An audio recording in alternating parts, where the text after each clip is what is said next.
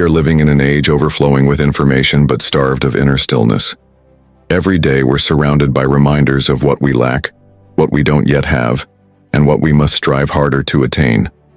In that relentless cycle, gratitude, a core virtue of the inner life, slowly fades into the background. But to a Stoic mind, gratitude isn't just a courtesy or a fleeting emotion. It is a deliberate choice, a way of life. Gratitude is the key that aligns us with the infinite abundance of the universe. When we shift our mindset from scarcity to sufficiency, we transform the way we see the world. And when our perspective changes, our reality follows. We are no longer beggars pleading for life to be kind. We become receivers, aware of the gifts that have always been there. Taking time to reflect on both the grand and the ordinary is a quiet act of rebellion against the negativity that floods our society. Whether it's a peaceful morning, a refreshing glass of water, or a warm memory, each one is a reminder. You already have more than you think. And in those moments, your dreams are no longer distant. They begin to move toward you naturally as the result of deep and enduring gratitude. In this script, I'm going to share with you 9 things, both big and small, that we should all be thankful for, because sometimes it's through that very gratitude that what we've long wished for finally begins to find its way to us. The power of gratitude. Have you ever felt like you're running an endless race, only for the finish line to keep moving further away? Do you ever open your eyes in the morning and instantly feel overwhelmed by all the things you don't have, the things you're missing, the goals you still haven't reached? If so, then maybe it's time to pause, take a deep breath, and return to something that may seem small but has the power to transform your entire life: gratitude. Gratitude isn't about denying ambition. It doesn't ask you to stop dreaming or give up striving. On the contrary, gratitude is how you retrain your perception, how you learn to see more clearly what's already in front of you, instead of fixating on what's beyond your control. When you're grateful, your attention shifts back to the present. You're no longer driven by a sense of lack, but nourished by a sense of enough. And from that feeling, a quiet but profound shift begins to take place. When you truly recognize the value of what you already have: a good friend, a roof over your head, a sunny afternoon, you begin to feel a deeper connection to the world around you. You're no longer a stranger lost in an indifferent universe. You belong here. And that feeling of belonging becomes the solid ground on which you live out your virtues: integrity, patience, compassion, and courage. Take ownership of yourself, act with reason, and meet reality with a calm heart. Marcus Aurelius, the philosopher king of Rome, opened Meditations, the Stoic classic, not with complaints or commands, but with something unexpected: a list of things he was grateful for. Amidst war, rebellion, and plague, he began not with despair, but with appreciation for his parents, his teachers, his friends, and the soldiers who stood beside him. He understood that only when the soul is anchored in gratitude can a person stand firm in the storm. You don't need to be an emperor to practice gratitude. You just need to pause, really look at your life. What you have today might once have been something you desperately wished for. Thank it. Thank yourself for making it this far. And from that foundation, you can keep moving forward, no longer haunted by what you haven't achieved. When you're grateful, you're not just radiating a positive frequency that the universe can feel. You're also creating the perfect inner environment for good things to grow. You act from a place of fullness, not fear. You make decisions with a clear mind, untouched by fleeting desires. And when you live that way, the things you truly need will find their way to you, not because you chase them, but because you're ready to receive them. Start now. Close your eyes. Take a deep breath. Think of 3 things you're most grateful for today. Feel them, hear them, see them, touch them with all your senses. That is the first gift you give yourself, and it's also the first step toward living a life where you're no longer running after anything, because everything essential has already begun to find its way to you. Set a good intention. James Clear, the best-selling author of Atomic Habits, once shared that his goal wasn't to sell millions of books. His only goal every single day was simply to write 2 good pages. He didn't set grand expectations beyond his reach. Instead, he poured all his energy into the one thing he could control, his own actions today. And it was that commitment, not ambition, that led him to extraordinary success. This mindset might sound modern, but in truth it reflects the core spirit of Stoicism. While many people today set intentions to attract things or to pull the universe toward them, Stoics set intentions simply to live rightly in harmony with the rational order that governs the universe. They don't declare, "Everything you want will come to you." Instead, they ask, "How should I live today to be worthy of it if it comes, or remain at peace if it never does?" A Stoic doesn't write goals like "I will land my dream job" or "I will earn $1 billion." They ask different questions. Can I be more patient? Can I act with integrity even when no one is watching? Can I stand firm even when everything around me shakes? Every intention is centered on inner character, because they understand this is the one thing no one, not even fate, can take from you. When you set the right intention, not to get something but to become someone, you stop being a passive participant in life. You don't need to harness the universe's energy, you walk with it. Logos, the rational force that orders the world, moves on whether you beg it or not. And when you align yourself with it, you no longer need to demand results. The results will come or they won't, but you remain grounded, moving forward, free. So replace the question, "How do I get what I want?" with, "How must I live today to be worthy of it or even to surpass it?" Not to please the universe, but to stay true to yourself. Sounds abstract? In reality, setting Stoic-style intentions is anything but. It's the foundation of every sustainable habit and every lasting transformation. When you're no longer driven by the highs of hope or the lows of disappointment, you start acting out of principle, not outcome. And that's what makes you strong, free and trustworthy in the eyes of others and in your own conscience. Now that you understand why setting the right intention is so essential, you might be wondering, so where do I begin? The answer is simple, though not easy. Start with gratitude, not the polite, forced kind, but a conscious daily act. Sound familiar? But you'll be surprised at its real power when paired with Stoic philosophy. Let's explore that further in the next part, where we learn the art of staying calm in a world that always demands more. Practice gratitude.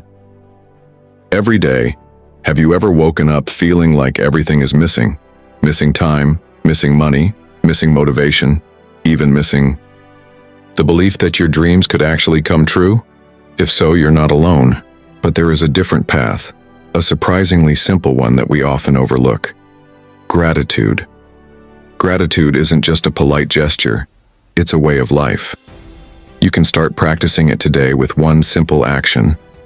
Every morning, write down 3 things you're grateful for. It could be the good night's sleep you just had, a caring message from someone, or simply the morning sunlight streaming through your window. Arianna Huffington, founder of the Huffington Post, once shared that she starts every day with 3 things she's grateful for. Some days the only thing she could write was, "I'm still alive." But you know what? That's where it begins. From what we already have, we build a positive state to welcome more. Marcus Aurelius once wrote, "Very little is needed to make a happy life. It is all within yourself, in your way of thinking." This quote not only reflects the Stoic spirit, but also underlines the foundation of gratitude practice. Instead of focusing on what we lack, we shift how we see what's already here. When you feel enough, you emit a different frequency, a frequency of contentment and appreciation. And the universe, like a mirror, reflects that same energy back to you in ways you never expected. Gratitude doesn't require anything elaborate. Just sit down, be still, and be honest with yourself. It doesn't have to be something big. It just needs to be real. When you write those first lines in your gratitude journal, you're sending a signal. I'm ready to see what's good. And from that moment, the good begins to grow. But gratitude doesn't end in the morning. Evening is a perfect time to reflect and strengthen that inner journey. Before going to sleep, take a few minutes to self-reflect. What did you do well today? What could you improve? You can write it down or just think it quietly in your mind. But do it. Because in that moment, you become your own observer, one of the core traits of someone living the Stoic way. No judgment, no blame, just awareness and adjustment. When you repeat this every day, morning gratitude, evening reflection, you begin to tune your life's frequency. You gradually step out of resistance and anxiety and into presence and receptivity, like a door that only opens when you stop trying to break it down and instead gently turn the handle and push. You don't have to believe in anything mystical. Stoicism doesn't ask for belief. It asks for practice. Just try it for 7 days. Write what you're grateful for. Reflect on yourself and notice what shifts, not just outside, but in your own mind. Because when you change the way you see, everything around you begins to move too. Have you ever tried keeping a gratitude journal? Or do you have a morning or evening ritual that helps you live better? Share it in the comments, because your story might be the motivation someone out there really needs. Cultivate a gratitude mindset. What do you think you still need to be happy? A better job, more money, an ideal relationship? Maybe you're waiting for that moment when everything finally feels in place. Only then will you allow yourself to feel grateful. But pause for a moment. Imagine this. You wake up tomorrow and you've lost your hearing. No more music, no more laughter, no more loving voices. Or one day someone dearest to you is suddenly gone, and you never got the chance to say thank you. Would that sense of loss make you want to return to this very moment and embrace everything you have now, even the smallest things? That's what negative visualization is about. One of the most powerful tools in Stoic philosophy. When you imagine losing what's familiar, your mind wakes up. It forces you to realize, I'm living in the very things I once wished for. And it's in that moment of fearing loss that you begin to learn deep gratitude, not because your life is perfect, but because you start to see it strangely complete, if you truly look. The modern world constantly pushes you to chase something new, something better, faster, bigger. But here's the truth. You don't need more to feel grateful. You just need to see differently. Stoic philosophy doesn't teach you to deny suffering. On the contrary, it encourages you to face hardship head-on, like mental strength training where you build resilience, patience, and maturity. They call it Amorati, to love your fate. Not because everything is great, but because everything happens for a reason. When you start seeing failure as part of the universe's training program, you stop blaming so much. Instead, you begin to thank each stumble because they shape the strong person you're becoming. So can you feel grateful even for your sadness? You can, because gratitude isn't a feeling reserved for when life is easy. It's a deliberate choice of perspective, even in struggle. Tim Ferriss, one of the most influential authors of the 21st century, once shared the technique of fear setting, writing down the worst-case scenarios before making a big decision. It didn't make him more afraid. It made him more aware, more grounded in the value of what he already had. You can do the same. Imagine losing your current job. You'd suddenly see how even a kind email from your boss or a colleague's everyday smile is actually a gift. You begin to realize everything you have today was once something you dreamed of. Gratitude isn't passive. It's the frequency you choose to live on each day. When you broadcast the frequency of gratitude, the universe responds with abundance. You're not holding your breath, waiting for life to be perfect before you feel good. You exhale gratitude, and that alone draws what's right for you effortlessly. No rushing, no competing. You attract what you need because you're already ready on the inside. And if you're hearing this right now, if you still have eyes to read, a mind to think, you already have so much to be thankful for. So pause, take a deep breath and whisper, thank you. Not because everything is perfect, but because you're still here, still going. Are you ready to live as if everything you want is already on its way to you? Start with gratitude right now. Live in harmony with nature. Living in harmony with nature isn't about control. It's about knowing when to let go. In Stoic philosophy, Living in harmony with nature isn't a call to retreat into the wilderness or disconnect from modern life. It's a return to the natural order of the universe, where each person is part of the flow, not separate, not forceful. Not everything is within your control. Not everyone will understand you. Not every effort will bloom exactly when you want it to. But in the midst of all that uncertainty, there's always one small domain you command: your response. You choose your words. You choose how to face hardship.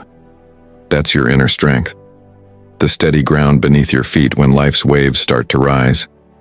Practicing harmony with nature begins with something deceptively simple: observing yourself in the present moment. When anger surges, you pause and see it. No judgment, no pushing it away. When sadness comes, you breathe with it and recognize that emotions are like passing clouds, not your definition. Marsha Linehan, a renowned psychotherapist, once taught her patients to watch their breath as a way to separate themselves from negative thought spirals. This isn't avoidance. It's how you reclaim control of your inner world before your thoughts take over. Stoicism doesn't tell you to blindly stay positive or to always be strong. It simply reminds you that there's a part of you that remains still, no matter how turbulent life becomes. And if you're quiet enough, you'll hear its voice. That's calm, that's reason, and that's where real power begins. Living according to nature doesn't mean surrendering. It's a deep acceptance.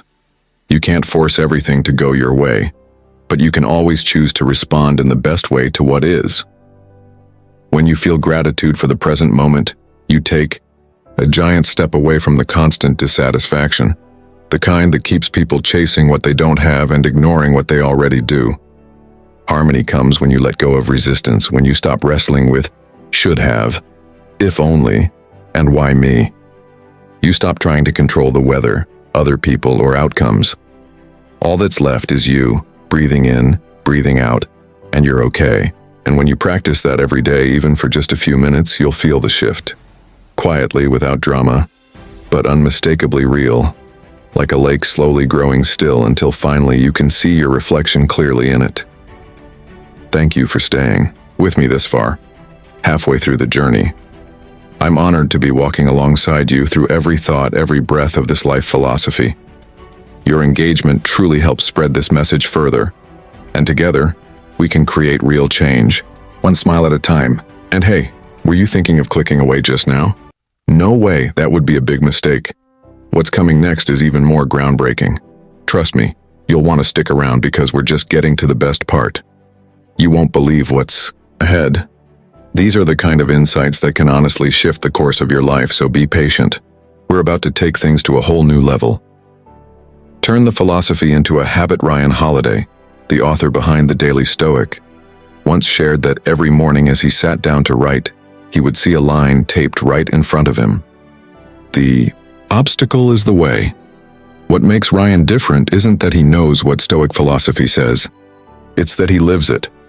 He turns it into habit, into something ingrained in his daily life. Living by Stoicism isn't just reading a few quotes or watching an inspiring video. It's a process, a daily practice built step by step. And one of the simplest yet most powerful steps you can take is to practice gratitude and kindness. When you thank someone for even a small favor, when you send a message wishing someone a good day, that's not just politeness. That's a practice in virtue. In Stoicism, that's justice and kindness. You're living up to the ideals of a rational human being. You don't wait to feel inspired to do good. You choose to do good, and the inspiration follows. But how do you remember this? How do you keep the right mindset in a busy, chaotic day? Learn from how real practitioners of Stoicism do it. Turn reminders into vivid warnings. Instead of hanging up a vision board with luxury cars and big houses, tape quotes from Marcus Aurelius or Epictetus next to your bed or your mirror. These words aren't decorations, they're directions. They remind you not to waste time, not to chase what you can't control. They steer you toward purpose, focus, and staying grounded amid the noise of the world. Just like an athlete stays in top form through daily workouts, a Stoic sharpens their mental strength through morning and evening rituals.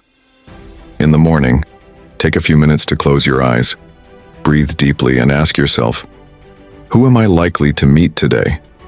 How will I respond to things that don't go my way? That's your mental prep for the day's battles. At night, instead of scrolling your phone, open your journal and reflect, did I live rationally today? Is there something I shouldn't repeat tomorrow? These short notes are the foundation of discipline. No one becomes calm and strong by accident. They train, and they keep training. You don't need to read dozens of philosophy books. You just need to start with one sincere thank you, one small act of virtue, one sticky note with the right words at the right time. And from there, little by little, Stoic philosophy won't feel distant anymore. It'll become your rhythm, your way of being, an inseparable part of who you are.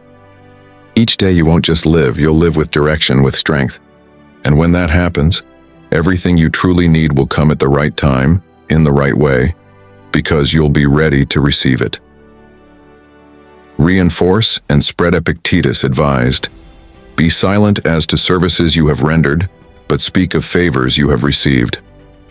In this chaotic world, gratitude should never become a tool to attract luck or manipulate the universe. It is a moral act, a rightful choice. Small acts of kindness, a thank you, a nod, a helping hand, expecting nothing in return, are how you train in justice every single day. And through those quiet gestures, you help mend a world that's breaking little by little.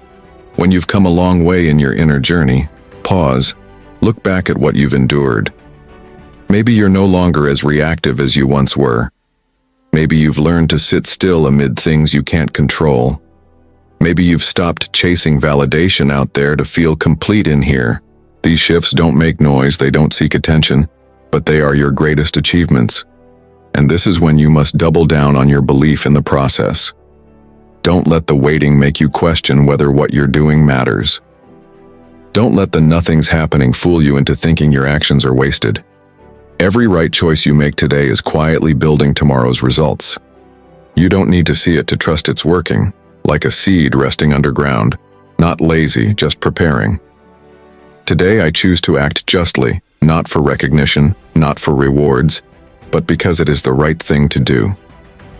This isn't a mantra, it's a commitment, a promise to do what's right even when no one's watching, a vow to stay rooted in character even when the world shifts, a quiet trust in the process, even without proof.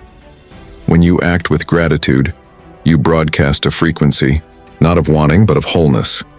You don't need to shout to be heard by the universe, you just need to live rightly, consistently, kindly. Every kind gesture, no matter how small, is a form of strength. It doesn't need to boast, it just needs to be done. When you say thank you for an ordinary day, when you help someone expecting nothing in return, when you forgive a small mistake, because you know everyone is carrying their own struggle, that's when you turn gratitude into action. You've moved beyond just visualizing what you want. Now you live as though you already have enough. And because of that, you give not to get something back. You give because you're no longer lacking inside. That's the essence of sustainable living.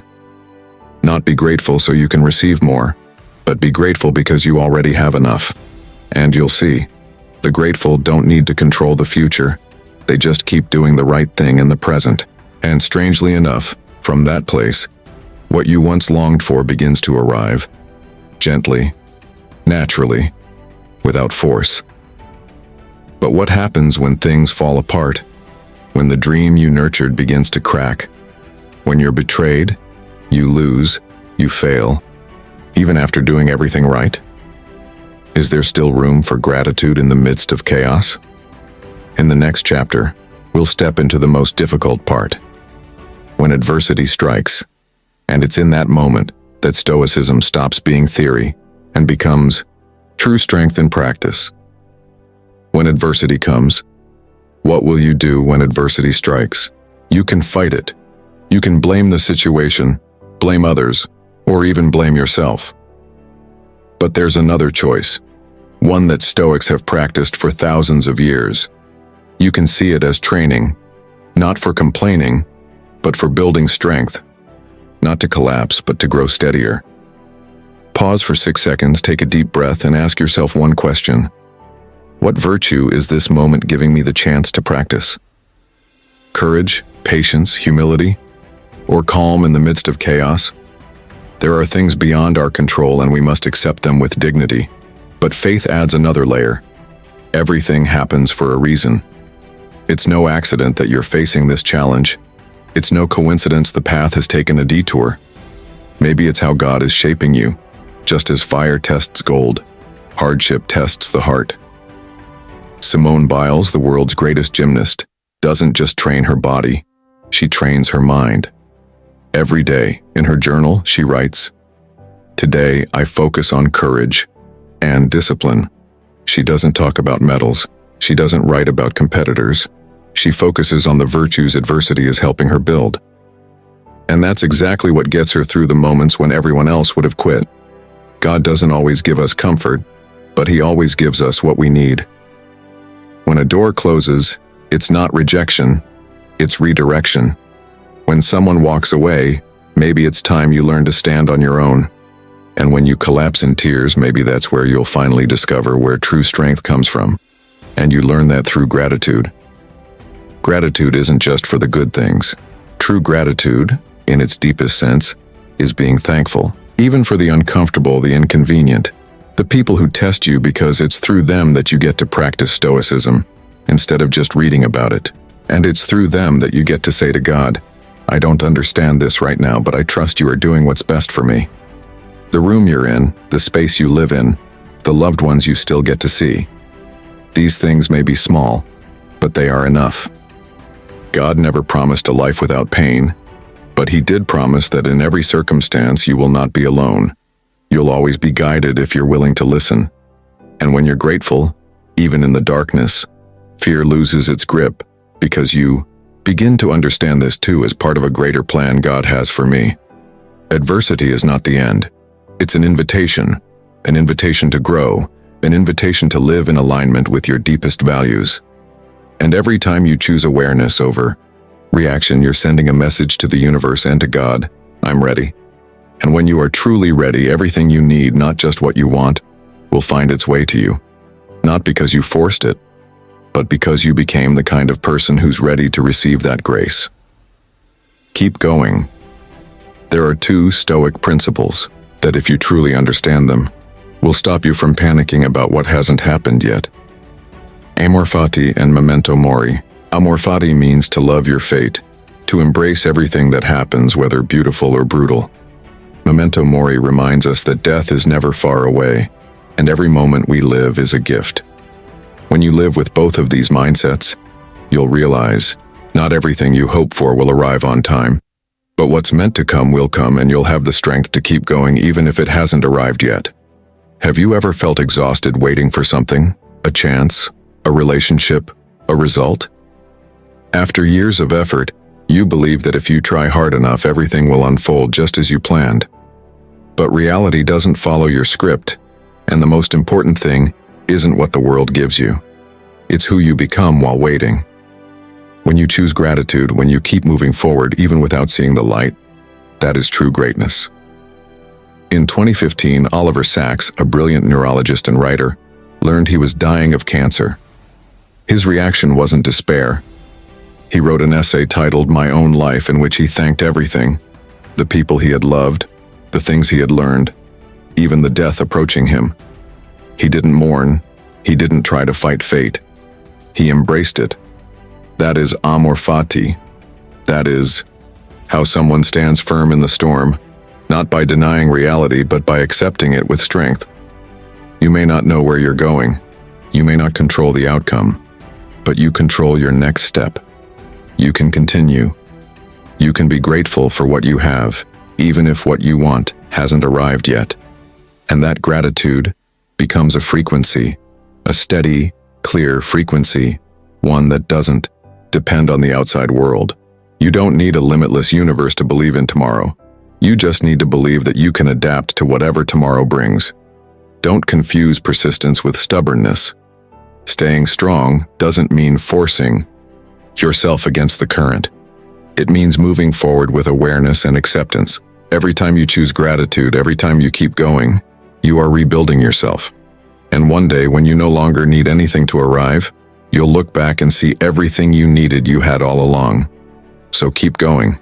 Not because you're guaranteed to get what you want, but because you're strong enough to face whatever comes. And in that state, you've already won. Life isn't a negotiation. It's a test of attitude, like a tree that stands tall in the wind. Not because the wind weakens, but because its roots grow deeper after every storm. You don't know what's waiting ahead, but you know you're still alive, still breathing, still have one more chance to be grateful, to love life, and to keep going. Keep going, because continuing in gratitude is already the gift. Conclusion: everything we truly need we already have within us. The things you're chasing are in fact just external, neither good nor bad in themselves. They're simply tools. According to the Stoics, the only thing that truly holds value is virtue, clarity, integrity, and compassion. Gratitude isn't about pleasing the universe. It's about training your perception. It helps you pause, look back, and realize you are already enough. You don't have to wait for everything to fall into place to be happy. You can choose to be happy right now, in this moment. And then something strange happens. When you live with integrity, act calmly and kindly, good things start to show up.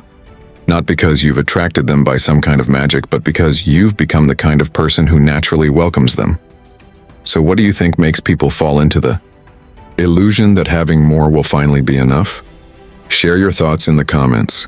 I'd love to read and respond to each of your insights. If you found value in this video, don't forget to like, share, and subscribe so you won't miss upcoming content on Stoic philosophy.